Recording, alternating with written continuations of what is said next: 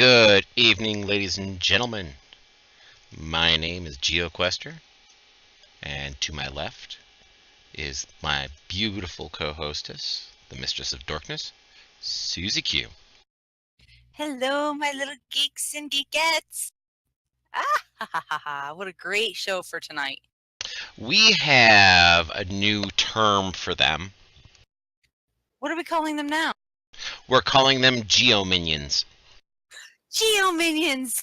Oh, I love it. So, welcome, ladies and gentlemen, to GeoQuester Gaming's Game Masters 911, the only tabletop podcast on Twitch that will give you syphilis. And possibly herpes.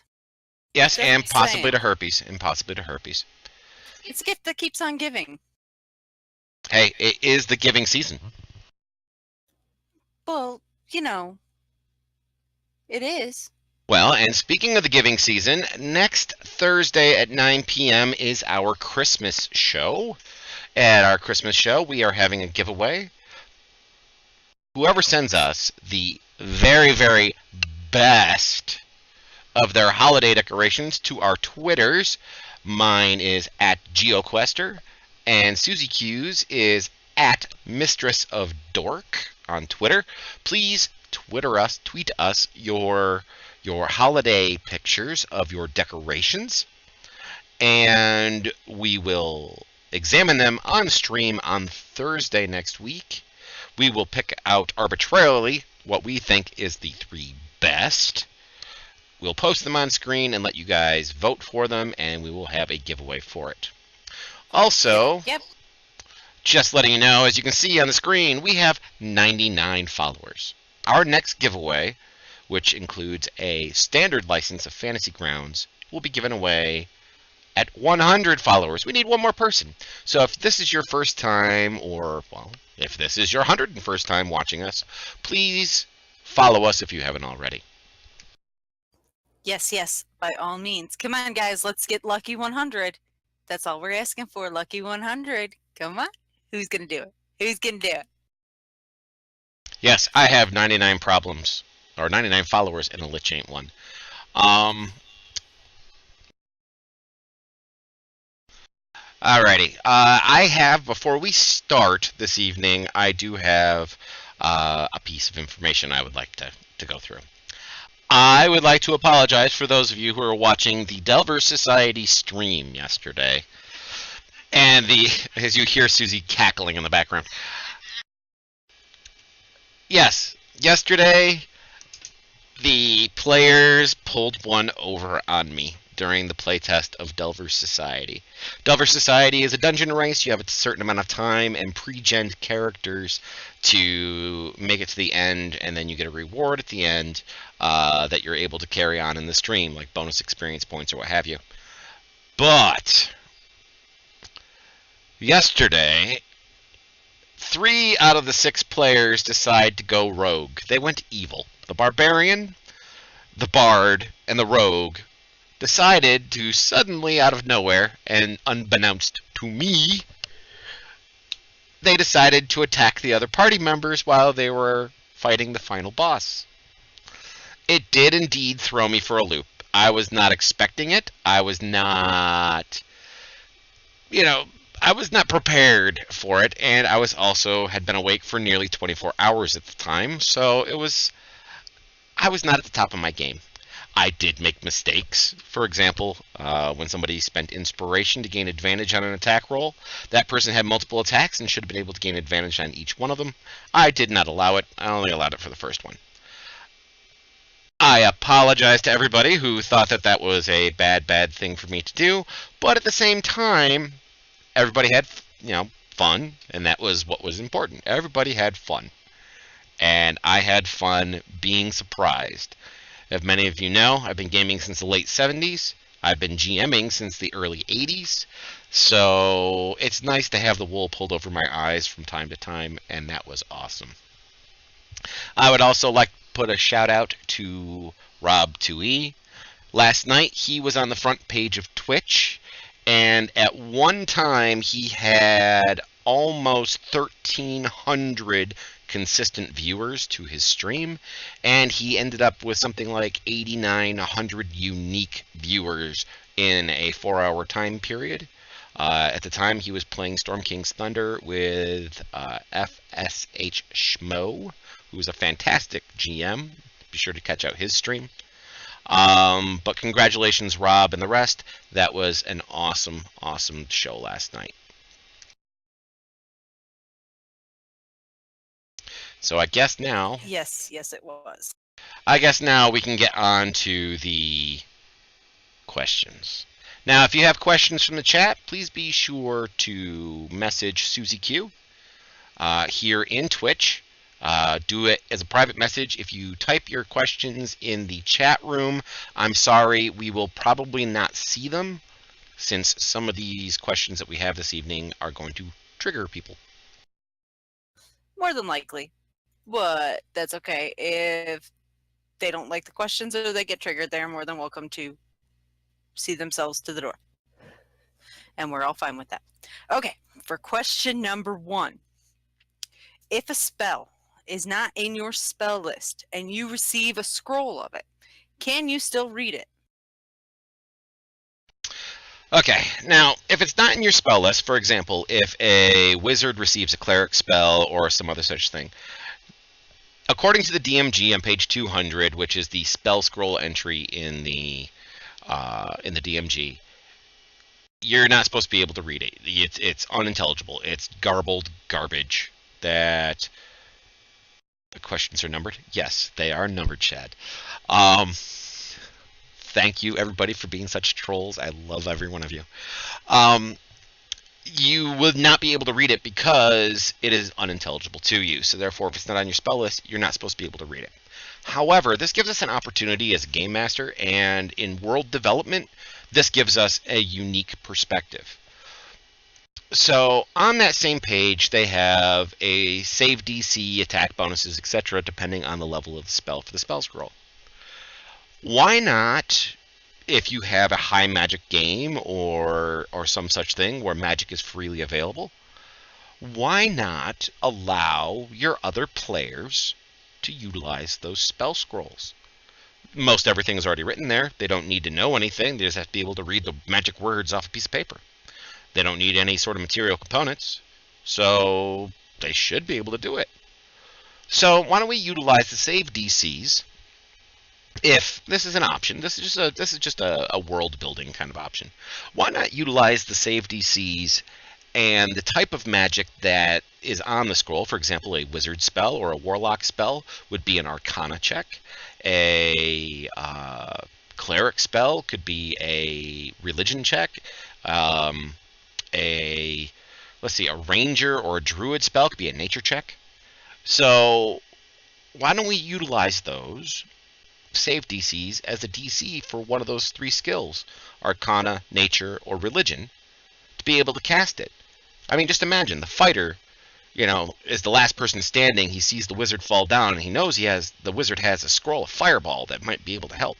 So he goes, I've seen the wizard do this 100 times. And he picks up the spell scroll, he makes his roll to read the fireball off and cast a fireball. Now, to balance this, instead of just allowing everybody to use it, if they fail the DC, not only do they fail casting the spell, but they get a scroll mishap from the scroll mishap table, which is earlier on in the section of on treasures. That way, there is a detriment to things that are going on. So that fighter who picked up the wizard's fireball could possibly fry himself. Now, I'm not saying this is for every game. I'm not saying this is for every world. But I'm saying this is an option that you could look at and possibly utilize. Same thing with utilizing 4th edition rituals in 5th edition D&D. Most everybody who was able to be proficient in specific skills could also utilize those rituals that were connected to those skills.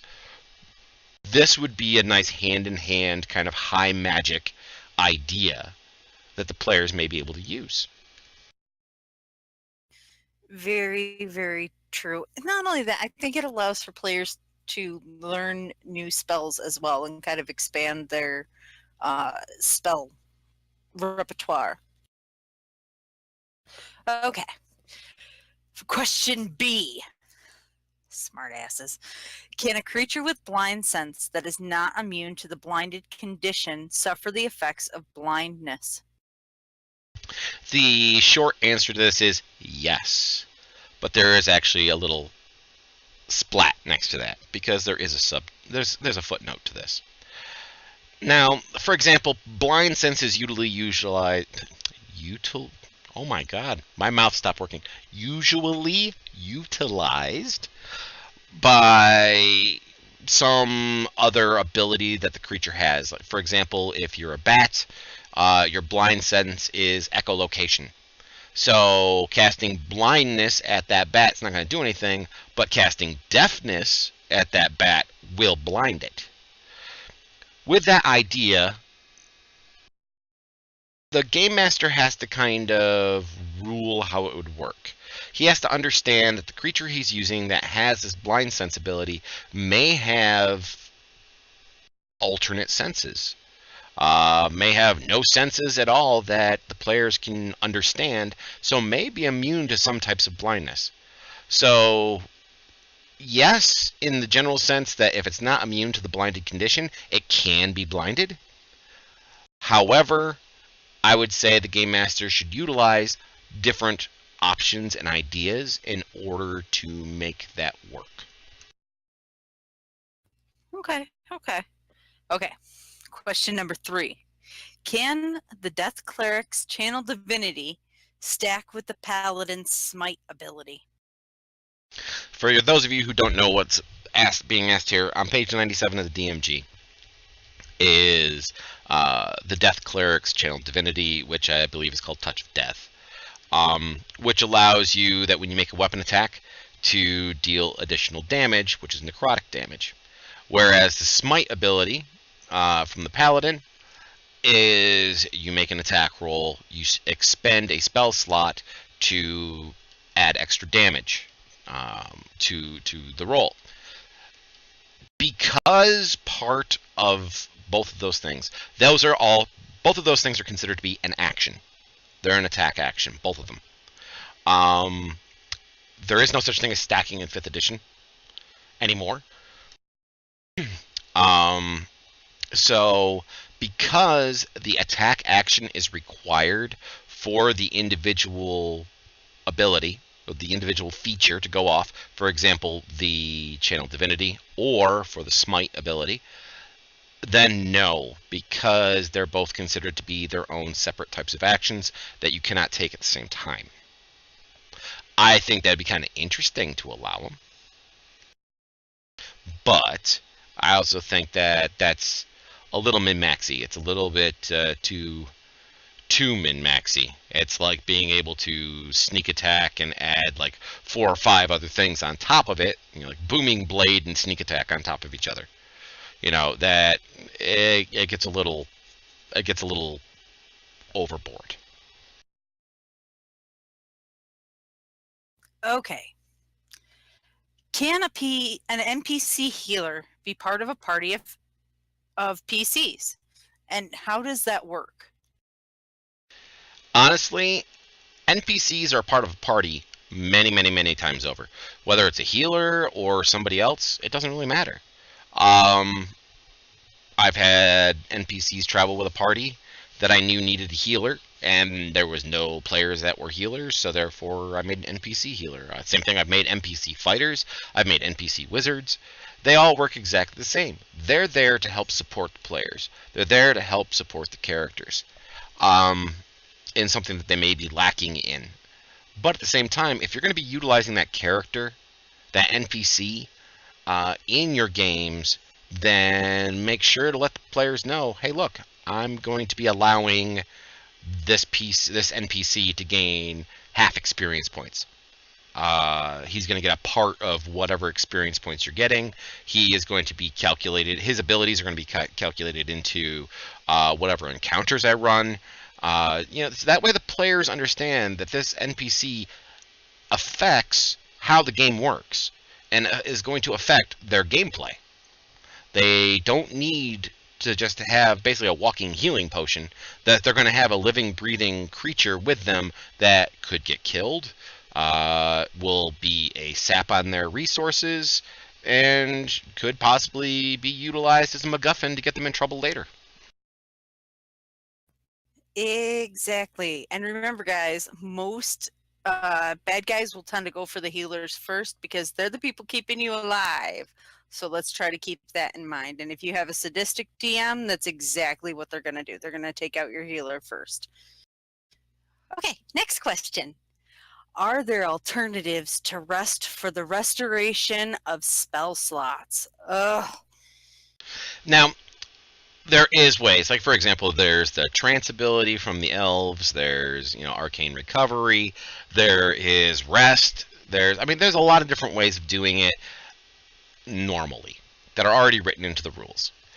What I would say is start looking outside that box. A magical fountain that gives you back your spell slots. A room, a blessing, a boon, a sacrifice of one character to give another character something special. Work with your players, work with the situations to make your game better than what it says in the player's handbook. Woohoo! Thank you, Shad, for the host. Always try to strive to change the game up. Just because it's written in a player's handbook or the DMG or where have you, it does not mean that you need to run it that way and that way only. This is just a way to get you started. Having interesting encounters with a creature that could possibly talk his way or her way out of combat by offering the players basically a short rest or long rests version of spell recovery. Think of a night hag with her satchel of dreams, her little pouch of nightmares. If she opened that up, she could be persuaded, or she could try to make a impasse with the characters to say, hey, look, if you protect me instead of kill me, I will give you this. Bad guys aren't just there to murder hobo. They're there to roleplay. They're there to bring life to your world. They're not just a stumbling block on the way to the treasure.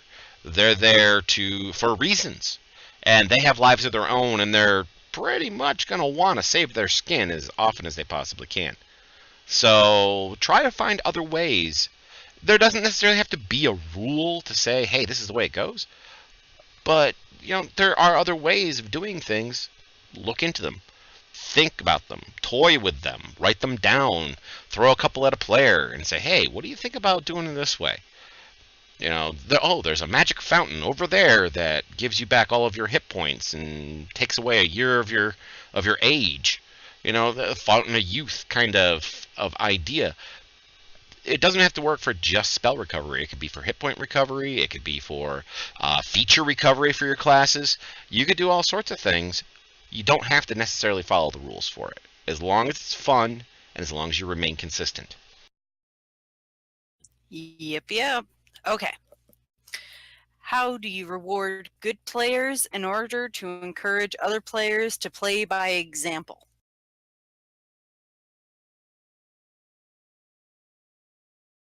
Seriously?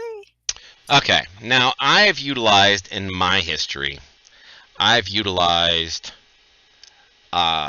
the best gamer award at a table for game session, which would give them extra inspiration or experience points. I've had a whole number. Thank you. Ooh, we just got to 1,000 or 100. There it is. Yep. Woot woot. Thank you very much, Birchfur. Which is Sidewinder's son, by the way. Sweet. Anyway, back to what we're talking about. I've utilized using the rewards at the table in order to further better gaming. Um, Putting a carrot in front of the players so they actually play their characters properly, or to play them fun, or to follow a plot line, or whatever you're trying to get your players to do, putting a carrot in front of them usually is the best way of doing it. I discourage doing that for the most part.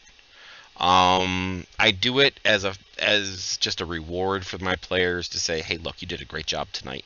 I really appreciate it." It does increase the ability around the table, but at the same time, there are nights where nobody gives a damn. And they'll just say, fuck off, and they'll do whatever the hell they want. Case in point, when a barbarian, a bard, and a rogue decide to attack a paladin, a cleric, and a wizard in the middle of a boss fight. Shh, we won't go into that. That's not cool. Why you gotta bring that up? Because you're the ringleader. I was not the ringleader on this one. That was not me. That was hell. Yeah, but that's why he kept on turning around and saying, protect the queen, protect the queen. That was all him. I'm gonna throw him under the bus on this one. That was all him. Whatever. Nope. All right, let's move on. How do I handle a PC who likes to move allies out of danger during their turn?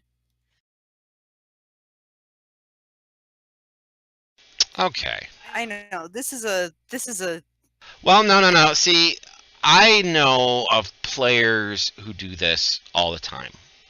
It could be a boyfriend protecting a girlfriend. I mean, talking about, real life boyfriends, girlfriends, or even very good, role players who have a role play boyfriend, girlfriend and try to shove each other out of harm's way. I've seen that quite a bit. I've also seen I'm the paladin, I shall protect you all, and shove everybody behind him so he can step forward and face the danger head on.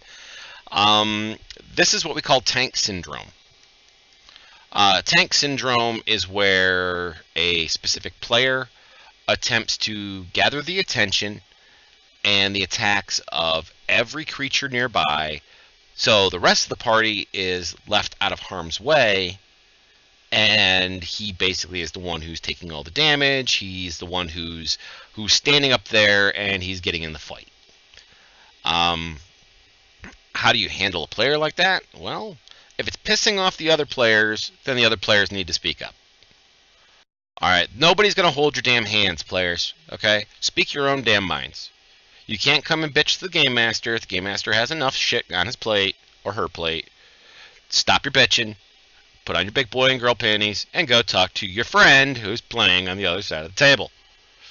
Okay, barring that, and if it's ruining the game, if bunches of people are unable to play the game because of the way this one guy is acting, then you take them aside after everything else has happened. After the players have spoken to him, you speak to him, say, look, the other players aren't enjoying the fact that you keep shoving them to the background. Now, I don't know of any players who have an issue with this. If there's a squishy player out there that gets shoved to the back because a tanky type player decides he wants to come up and take the hit for them, I've never heard a wizard say, hey, I was supposed to be punched in the face, not you. I've never seen that. So you just have to see what the players are actually bitching about. I don't believe that's a character thing. I believe that's a player versus player thing. I believe that those players just don't like that other player and are looking for something to bitch about. So just tell them that they need to talk to their own friend and figure out a good thing for them. Exactly. Why would you bitch about being protected? I don't bitch about being protected. I play squishy characters all the time. I have no problem if somebody wants to jump in front of that fireball. Exactly. I'm sorry. I'm gonna let you jump in front of that fireball because I know that fireball is gonna do at least 66 to me. And you know what? I'm a squishy bit. You're a crunchy bit. You can take it. Ah! That's just my thought. You're a walking tin can. I'm not. Okay. Next question. Will plus one, plus two weapons, basically magical weapons, hurt someone with damage resistance? Well, once again, damage resistance all depends on what's going on. If you have damage resistance to slashing, piercing, bludgeoning, or any one of those three, or all three of those things, typically there is a conditional effect that goes along with it. It's you take half damage for each one of those three types of sources, unless the source is silver, or magical, or made of a clown's penis, or is covered in spiders. I mean, some other ridiculous possible thing that has some sort of weakness to it. And it'll be described as that. Now, in the case of magic items, those magic items are, it says, takes half damage or is damage resistant except for magic weapons. That's why things like the monk get at, I can't remember what level it is, but their fists act as magic weapons. That way they can overcome that damage resistance. Okay. Hold on a second. Let me answer a question. You can ask questions by messaging them, whispering Susie Q here in the, she's in the mod list. So please go ahead and PM it right to her, and she'll be able to answer it or read it on stream. Yep, surely will. Okay, next question. How do I handle a player who overuses insight checks? The example that was given for this is actually kind of amusing, so I'll wait till Susie reads the example. Okay, I have a cleric. Every time I have a cleric as a player, every time the party has an NPC with dialogue, he announces something like, "I look at him carefully, trying to understand if he is telling the truth," implying that he is using insight. Normally, I ask him to roll the insight check. Sometimes I try to give him a hint, make it sound, vague. But on clear successes, he just gets more information. Now, that doesn't feel quite right. Every roll has to have some kind of negative consequence. But in this case, the character takes no risks. He either gets the information or he doesn't. And repeatedly announcing this seems unneeded and too straightforward. On the other hand, he wants to keep the ability to use his character's social skills. The cleric is proficient in insight and is supposed to read people. Okay, so the function of this character is to be the insightful, wise character that's supposed to be able to detect whether or not a person is lying, to let the rest of the players know. I have no issue with a person saying every time an NPC says something, I'm going to use insight to check to see if he's lying to me. I've had players like this. I've had a lot of players like this. And you've got to groom your players. There's going to be a fair amount of time that the NPCs are telling the truth. Just because somebody makes an insight check does not mean that you got to give them all the information. Just because we'll say, Valkyrie, who's in chat right now, we'll just say Valkyrie is talking to Sidewinder and says, "Hey, I like pie." And Canby is sitting there watching and going, "I roll an insight check to find out if Valkyrie really does like pie." It's a successful roll, and not only do you find out that it's the truth, but it doesn't say that. Insight doesn't give you special information like, not only does she like pie, she likes blueberry raisin pie, or some ridiculous thing. It's just truth, not truth. Yes, no. Now, in this case, you might also want to utilize what? But why? See, I don't get that. Why wouldn't you just go up to Sidewinder and be like, "Hey, Sidewinder, do you really like pie?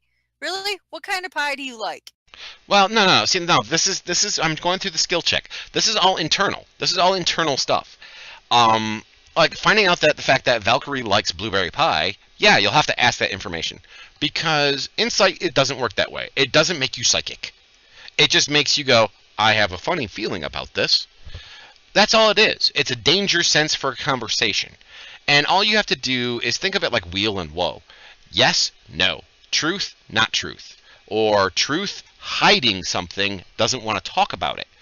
Now, and who says that just because it doesn't say anything, that you can't have a bad thing if you fail the check?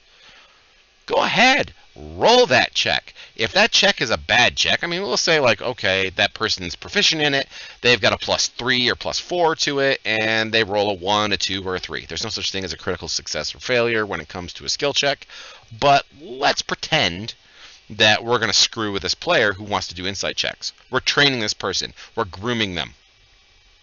So what we're going to say is, you know what? That person's hiding something. Even though Valkyrie plainly likes pie, we all know she likes pie, the insight check was a 5. Okay, that was the result. It was a 5. Because now he thinks she's not telling the whole truth, or she's hiding something. Because not only does she like blueberry raisin pie, which she will admit if you ask her, but deep down in the secret heart of all hearts, she actually adores peanut butter pie, but is deathly allergic. So now, she doesn't like all pie because peanut butter pie will kill her. So, you know, you don't have to say peanut butter pie will kill her because you made this roll or you failed this roll. All you have to say is, she's hiding something. That's it. Insight checks do not need to be psychic abilities. They are just, yes, they're telling the truth, no, they're not telling the truth, or they are hiding something. And now I've got the entire chat talking about different types of pie. It's just awesome. I love pie. Okay, we have this from one of our subscribers. Whew, gives me the tingles every time I say that. My group has a pair, a half-orc and a halfling, that like to throw the halfling into combat. Oh, that's just freaking awesome. How should I handle that? Lawn darts. You have a halfling lawn dart. I will tell you a small story. A few years back, okay, more than a few, 2 decades ago, I used to play a gnome. I played a gnome cleric, and he was a wonderful man. He worshipped, a great god that was very giving and very healing, but in his background, his story was he became an adventurer after he had been sent away to the church because his village was attacked and destroyed by a dragon. So he hated dragons. One day, a dragon assaulted a location where the PCs were staying. It was a dwarven stronghold, and the dwarves were shooting ballistas and all sorts of other stuff. My gnome climbed on a ballista and was fired at the dragon. Small characters get thrown into combat and at creatures on a pretty regular basis. It's not a unique situation to any one group. I think every group has done it at least once, which in Marvel Universe, we call that the Cannonball Special. Now, there's no hard and fast rules for throwing the character. I mean, there is, okay, I can lift X amount of weight, I can throw X amount of weight X far, that kind of stuff, but just go with it. If the players are having fun with it and it's not breaking everything on the planet for it, then just go ahead and go with it. I mean, you may want to start throwing in a couple of, you traveled 20 feet and skid on the floor. Maybe you do an acrobatics check or an athletics check. Maybe if they fail that check, they end up prone, or they take some falling damage. Give them a D6 for every 10 feet they flew, or every 5 feet they flew. Just to kind of give a detriment to it, on top of the possibility of having a little extra momentum, a little extra movement, where they typically wouldn't get it. Okay. Now, this is my first time DMing, and I am running LMOP. For those of you who don't know what LMOP is, it's Lost Mines of Phandelver. I am jumping straight into it and being the DM for 2 other people while I am playing PC myself. Keep in mind that when you are playing a PC, it makes it an NPC.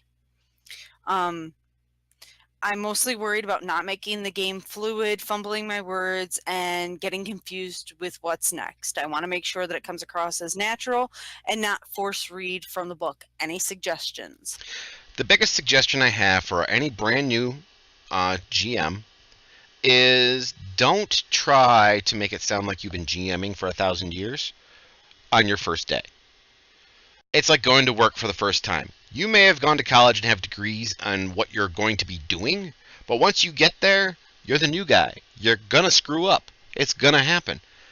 The big thing is do not feel bad about being the new guy. Do not feel bad about having a fuck up. We all fuck up. As I said, I've been GMing since the early 80s. Yesterday, I fucked every rule on the planet because I was flustered. It happens. It's not a big deal. It happens to everybody, and you learn and you grow from it. And you enjoy it. And thank you, Canby, for the follow. Ooh, 101. You want to grow. If the only mistake, I tell this to my kids all the time, the only mistake that you're going to have in life is not learning from your mistakes. If you make a mistake and you skip an encounter, or you skip an ability on a creature, or you do this or that or the other thing, and you're like, oh shit, I just forgot that, roll with it. It doesn't matter. The players, are they having fun? If the players are having fun and you're having fun, who gives a shit if you decide to make all the goblins in a town wear purple underwear on their head? I mean, there's no rules for it. There's no way to really determine it. But just have fun. Stop, pissing and moaning over, I want to be fluid and everything else. That comes with practice. And the only way to practice is, as a game master, unfortunately, is to do it. You can't just stare in a mirror and keep reading your lines over and over again. You will eventually look down at that book and say, this read aloud text is kind of shitty. I'm going to make it up. Just hit the main points. Like, okay, there's a table in this room, there's this in this room, there's that in this room. Oh, and there's a bugbear over in the corner with a cocked crossbow pointed at your nuts saying, do you belong here? That's... You'll learn to improv as you get on. Do not try to be Will Wheaton. Do not try to be Matt Mercer. Do not try to be those guys and think that you suck because you can't be these guys. Will Wheaton and Matt Mercer are professional actors. All right, Critical Role is the worst thing for a brand new game master to ever watch. I mean, it's a great entertainment show, but it is terrible for brand new GMs because it puts an unrealistic level of expectation on the game master. Do not worry about that. Worry about your friends, worry about yourself, and worry about your fun. It doesn't matter about anything else. Your fun is number one. Yeah, remember what I said, Geo Minions. Fake it till you make it. It doesn't matter if you're running a brand new game or if you're running a game that you've been running for the last 5 years for the same players that you've been running with for the last 5 years. As long as you are yourself, have fun. If you're nervous about something, fake it till you make it. I'll guarantee once you're up there doing it, your nervousness is going to last about 20 minutes. Guaranteed. Give or take. Okay. For our next question, this actually comes from another one of our subscribers, and they want to know, how do we feel about fudging dice rolls? Yay or nay? Okay, before we go too much further, please don't call them subscribers because they're not paying any money. My stream is not monetized. It's going to be free for anybody to get this information. So they're followers, or they're my Geo Minions. Okay, from one of our Geo Minions. There we go. Okay. I was going to say Geo Cultists, but my Discord chat had said that wouldn't be bad, but that Geo Minions would be a better thing.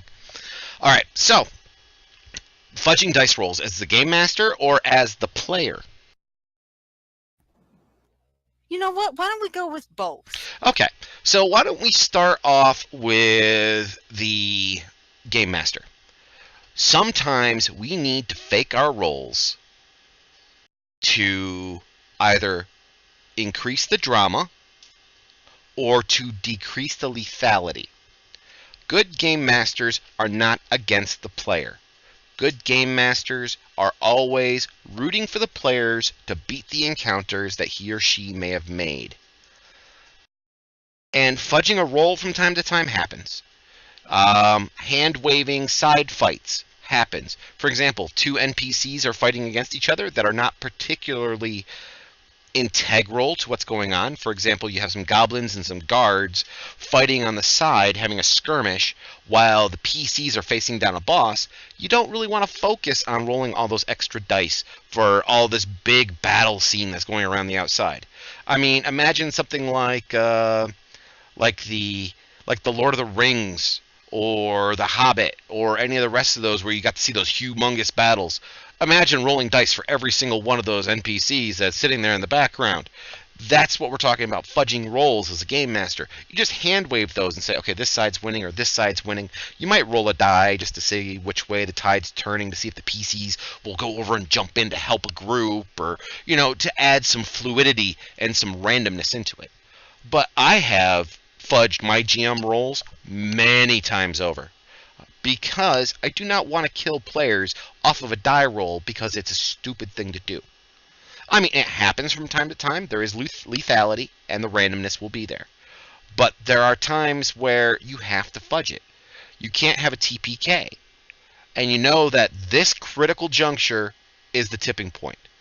You either take the roll that you see laying in front of you behind your DM screen, or you make it up and say, it just missed. It scratched your face. The arrow came whizzing by and has removed a part of your ear.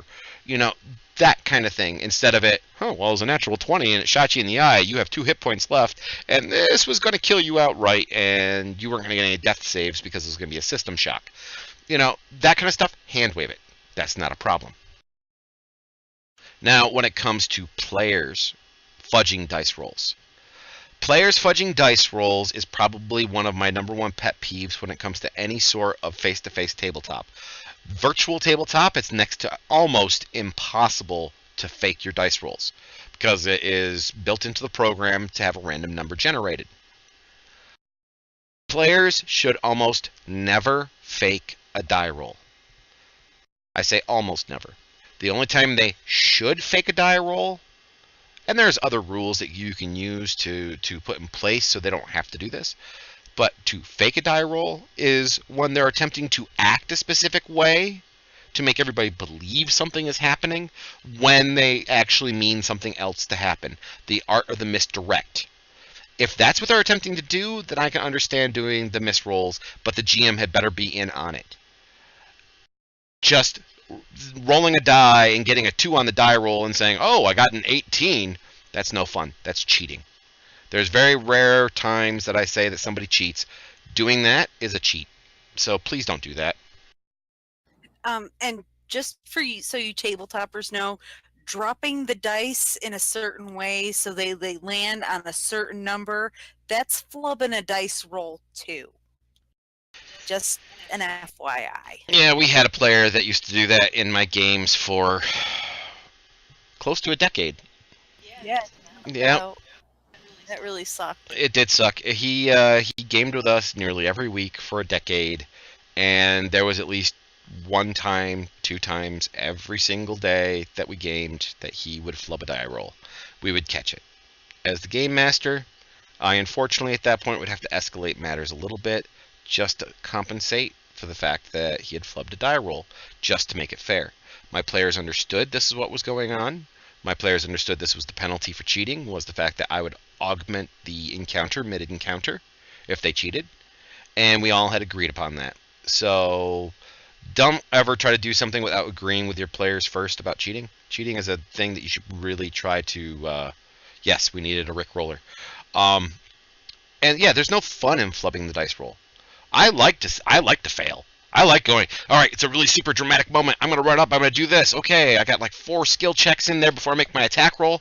Oh, great. All of my skill checks were beautiful, and I fucked my attack roll, so it looked really spectacular when I crashed into that wall. I like seeing those kinds of things. I like failing every once in a while as a player. It makes me feel human in my games. That it does. And there's nothing like having a rogue who rolls a 1 on his sneak and ends up, walking down the hallway screaming tiptoe, tiptoe, tiptoe. Exactly. Okay. This kind of goes along with what happened this yesterday. How do I cater to the Three Stooges and my good players at the same time? All right, for those of you who don't know, in role playing there is a classification of player called a Three Stooge. Three Stooges are people who are buffoons. They act silly. They're interruptive. Their antics almost take center stage to what is going on around them, and it could be the player themselves, or it could be the character themselves.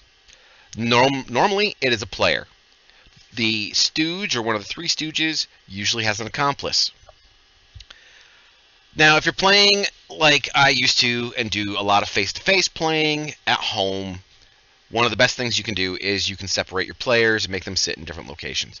They usually gravitate towards the person they're going to be a buffoon with, so therefore try to separate them away. Put a good player in between them so that way it's a little bit more broken up.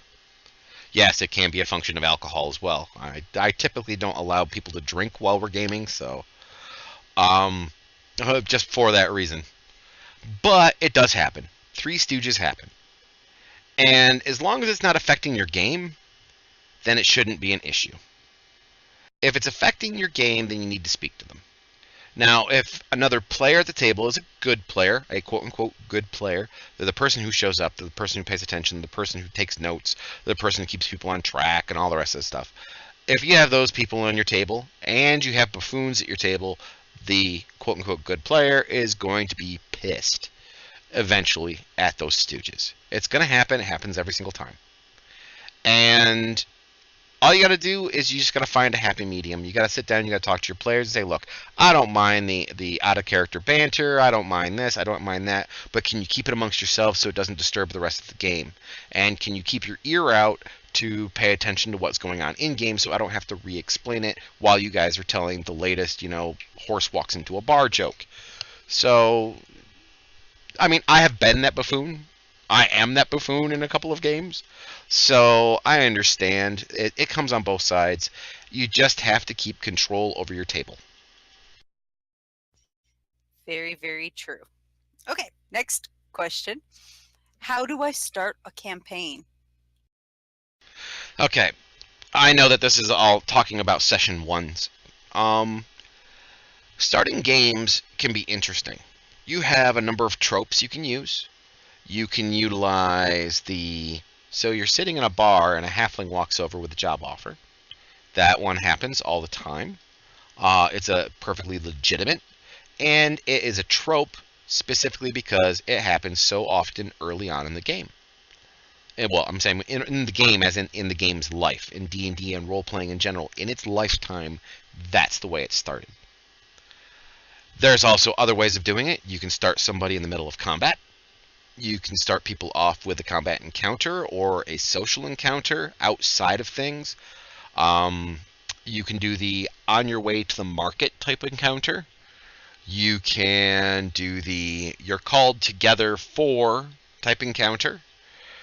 There are many different ways to start off your game. Get an idea and a sense during character creation during your session 0, which is before gaming really begins. During your session 0, get a feel for what your players want. If your character has a long and involved backstory, then as a GM, you want to look at that character's backstory and see if you can probably work it into meeting the rest of the players. Do the players already know each other? Are they strangers? Were they hired? Is this something they wanted to do on their own? There are so many different things that you can do. But my personal favorite, especially when I have brand new players or people who are new to certain types of virtual tabletops, like I use Fantasy Grounds. I like to start off with an encounter to help teach them what Fantasy Grounds is all about, or to help teach them what gaming is all about if they're a brand new type of player. That way they can get into their character and they can feel like, hey, I made a difference today. And they just go from there. Okay. And how can I effectively run A morally challenging campaign. Now, moral challenges as a game master can be difficult. You have to make sure you have the right group to do a morally centered campaign. First of all, your players have to have morals. As my oldest son, who's 17, figured out with his players, who are also 16 to 18-year-old boys, there's no such thing as a moral campaign. They're murder hobos. They run around, they kill people. That's all they do. They don't care about plot line, they don't care about world design, they don't care about history and lore. All they care about is loot and killing something. So putting ethical conundrums in there doesn't mean anything to them. Matter of fact, they threw an NPC that they need to continue in their plot. They threw an NPC at the bad guys so they could escape. So, I mean, and this is the same NPC who just broke them out of jail. So they have no ethics. They have no morals. That's going to be a detriment to a morality type game or an ethic game right off the bat. You need the right players. The right players are usually older, more mature players who are looking for a social aspect type game. Ethics and the elder player, grognards as we're called, to our older players, we like having ethical dilemmas. Okay, we go into a cave. This town is being ransacked by goblins. We go to the goblin lair, and we hunt down the goblins, and we kill the goblins. That's all well and good, but what about the women and children? That's the kind of ethical dilemma that you want to put the players in. And if they are that type of gamer that will respond to that type of ethical dilemma, it can be an amazingly good and emotional game. It's a very draining type of game because it takes a lot of experience to do.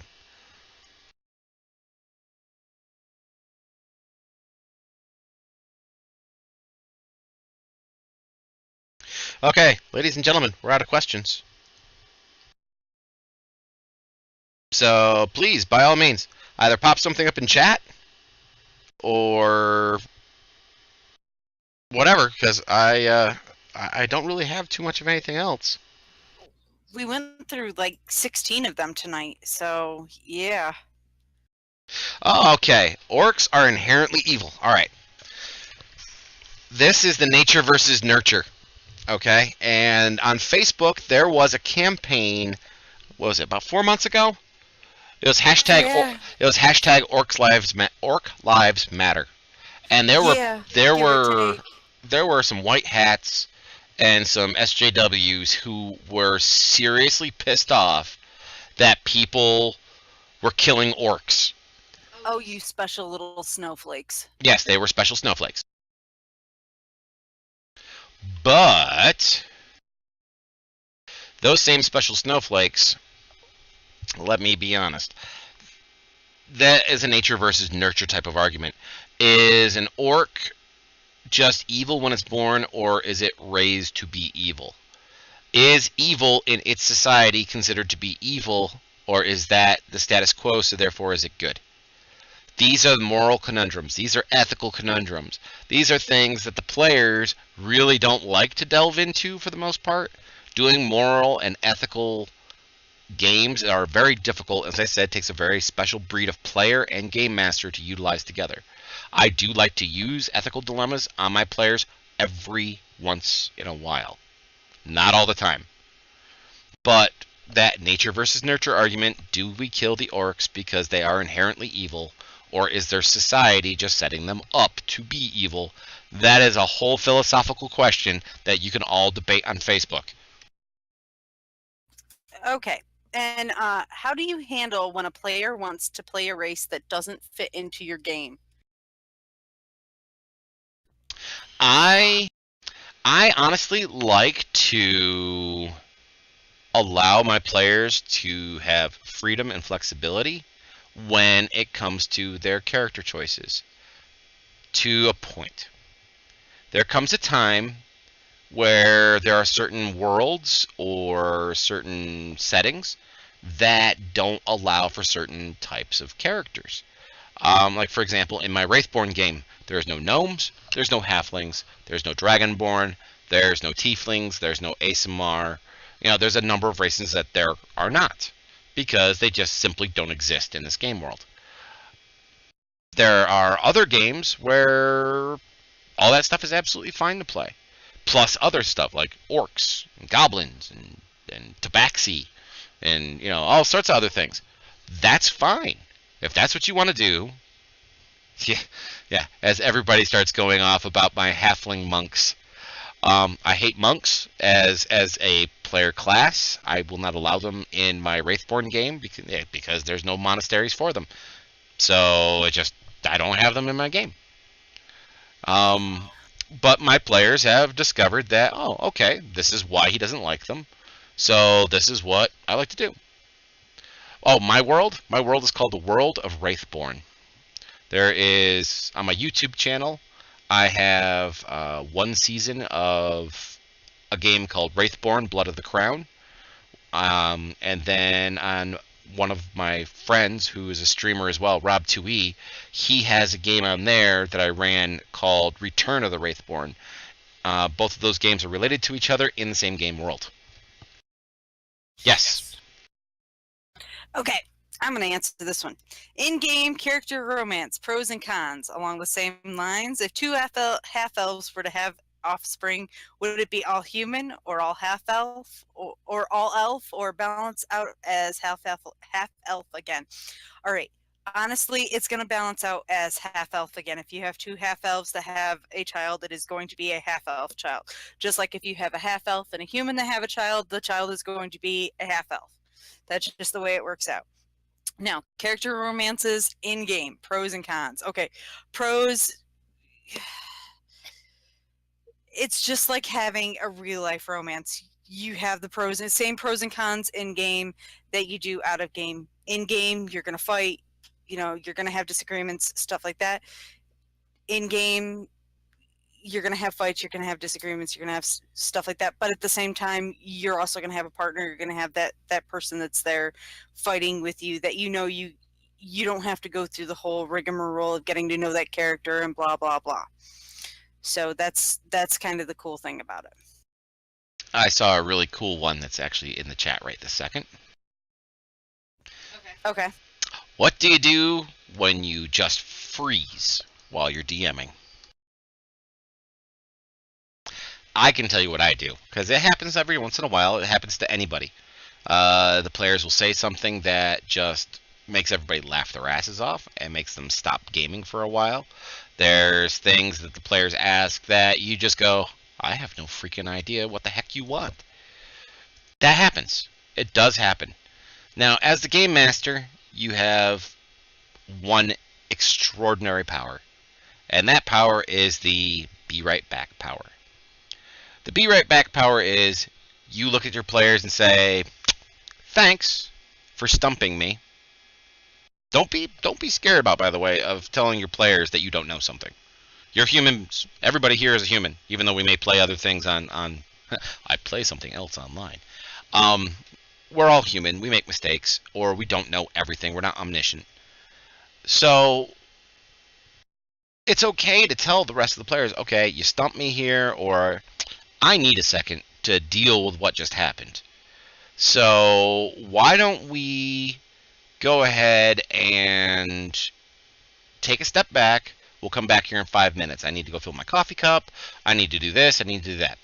Now, at the same time, if you want to be the DM who wants to look like you know everything and wants to respond like you know everything, when you get that freeze moment, and we all get it every once in a while, where we have that freeze, where we're like, ah, shit.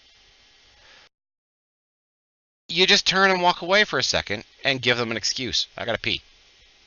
I need a bio. I need this. I need that. Yep. I gotta go pee-pee. And now, not go pee on her. But that's what you want to do. You want to just step away for a minute. Get your bearings, get your breath, and come back at it. Okay. Hold on. I got one more. I actually have a quick one, and Urash has actually been waiting a little bit on this one. Oh, has he? Okay. Yes, Iron Maidens. He wants to know what rule set you're using for that in space. Okay, Iron Maidens is a custom designed 5th edition D&D game. However, it's not D&D. It is a science fantasy game. It has different classes, it has different species, I'm sorry, not races, but species. It has different feats, it has different backgrounds, it has everything's different. I'm basically tearing down everything that made it D&D, made it fantasy-based D&D, and I'm turning it into science fantasy.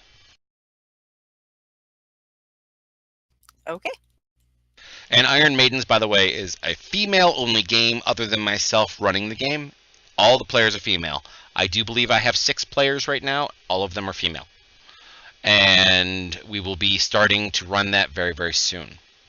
Now, before I lose this one, the question here is, I'm brainstorming, and what do you typically do to prepare for a game? That is actually a very simple question for me to answer. I take a nap or a shower. As people who are in my Discord know, I am one of those bathroom thinkers, and my wife can attest to the number of times I've written on the walls in a crayon and had all sorts of game mechanics and stuff written on my shower walls. The fact that there's absolutely no hot water left in the house because I've taken 5 showers that day because I want to think. When I brainstorm, it literally rains because I'm taking so many showers or what have you. Those of you who are in my Discord also know that I get demons that dance in my head in the middle of the freaking night. So when it's 2:30, 3 o'clock in the morning, and I should be in bed sleeping the elegant sleep of unconsciousness, instead I'm up drawing maps and coming up with new plot lines, coming up with new encounters, and just filling out my DM's box of stuff, which I will be discussing the DM's box of stuff in Campaign Critical number 3, which will be coming out in January. Yep. Okay, last question of the night. This is from Canby. How should I handle the creation of magic items and players' downtime? I want them to have control, and I want it to cost resources, but shouldn't it be trivial and in the DM, but shouldn't it be trivial and the DMG is vague on item creation? The DMG is specifically vague because it has been transparent for so long. It's been transparent for about 15 years now between 3rd edition and 4th edition by giving you all the character creation rules. That's not the way D&D was ever designed. It was not designed for the players to be running the game. It's designed for the game master to run the game. Game masters are the ones who are designing everything. We design our monsters, we design our magic items, we design our world. And the big issue that 3rd edition and 4th edition had was the fact that the transparency levels were making it next to impossible for a game master to say, this works this way because I say so, stop asking me questions. That didn't fly anymore because now you had rules lawyer going, on page such and such of the player's handbook it says in order to brew a potion you need 25 gold pieces of etc etc etc. It doesn't have those rules anymore because it doesn't need those rules anymore.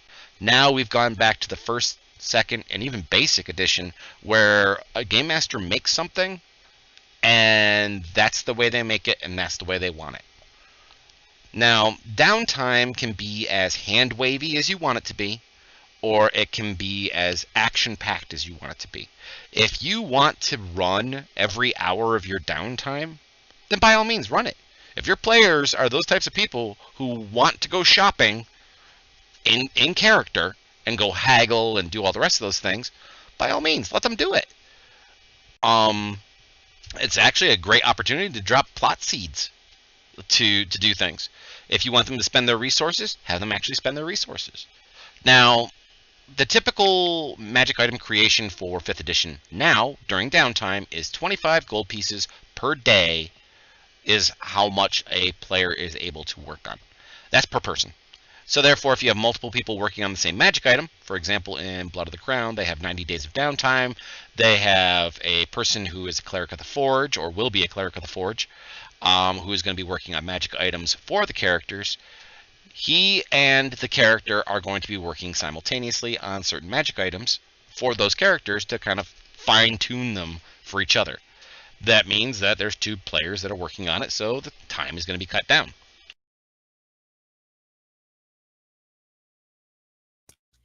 All right, kiddos.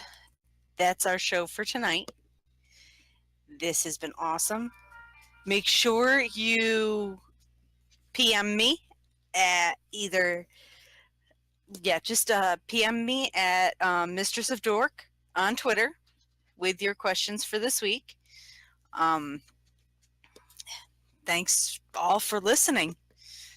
And we'll see you next week, all you little Geo minions.